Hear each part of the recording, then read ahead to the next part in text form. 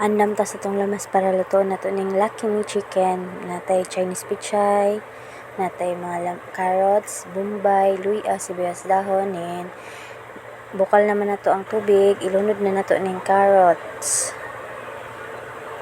Ug kaning lamas. Bombay og luya to nga lamas, then nabukal na pod, butang nato ning Lucky Me chicken. Then add na pod nato iyahang seasoning powder, seasoning sa Lucky Me chicken. Then kanina po ang Chinese pichay, ato na po nang ilunod kani bukal na po ng tubig.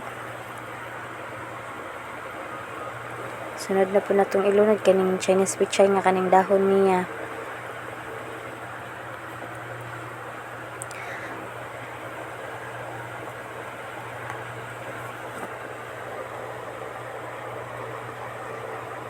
Then, lunod na po nato ning sibuyas dahon.